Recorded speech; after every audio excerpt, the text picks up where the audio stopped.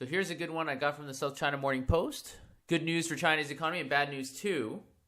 But if you take a look at the title, it doesn't make any sense. I'm still looking for the good news. Beijing poised to increase money supply. So they're going to create a lot of inflation and print a whole bunch of money.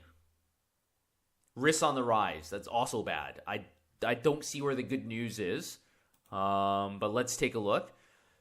The good news is China's ready to flood the economy with money. What? Didn't Japan do this?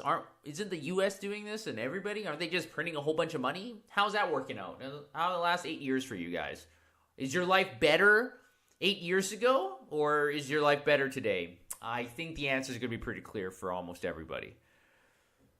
So they want to ensure there's a growth of 6.5% to avoid any form of financial, currency, or debt crisis. Now, if you're not aware, when you print currency or lend currency into existence, which is basically what they're doing, that's debt.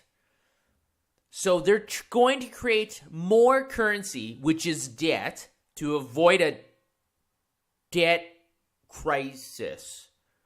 I'm going to avoid getting cancer by putting more cancer in my system. I see. Okay. All right. Well, I mean, they're all Nobel scholars. I mean, they must know better than I. Let's take a look. The growth target is between 6.5 to 7%, but the actual growth rate will be close to 6.5%. What do you mean it will be? Will be means like something for certain. And then why would you even say it's between 6.5 to 7 as an estimate? Because that's what a target is. It's an estimate. It's a goal, what you're striving towards. But the actual growth will be closer to 6.5? That doesn't make any sense. How do you know that? We're in February. How are you going to know? We got 10 more months to go, and you already know it's going to be closer to 6.5? How does that make any sense? But here's what's really just startling. I mean, other than the guy's face. China's broad money supply growth was, the target was expected to be set at 13%. The growth rate's going to be 6.5%. Okay, let's think about this. Let this dawn on you for just a moment. They're going to print 13% more money. And the growth is going to be 6.5.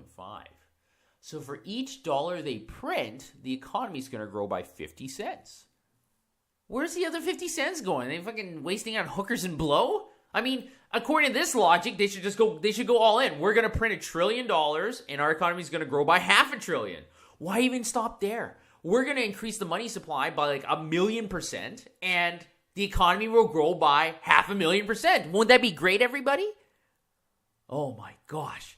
So this is completely ludicrous and makes no sense. China is having a huge problem, and their answer is to do what everybody else is doing, is to print a whole bunch of money.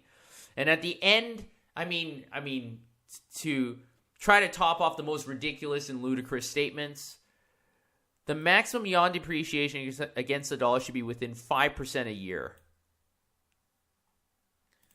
It would be a nightmare for China if grandmas started queuing at banks to change their yuan for dollars.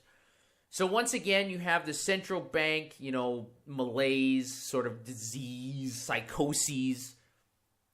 They always compare currencies compared to other currencies. So if the US dollar is falling and China's currency is falling not as quickly, then it looks like China's currency is better, when in reality they're both falling, right? So if you're both driving a car and you're both going in reverse, one's going at 100 miles an hour and the other one's going 80 miles an hour, the guy going in reverse at 80 miles an hour looks like he's ahead, but actually they're both going backwards. So very interesting way of calculating success. This is not going to end well. Increasing debt to get rid of a debt crisis is not going to end well. I challenge anyone to smoke 10,000 cigarettes to get rid of cancer to prove me wrong. I guess that's good news, bad news. The good news is we're screwed. And the bad news is we're screwed even more than we initially thought.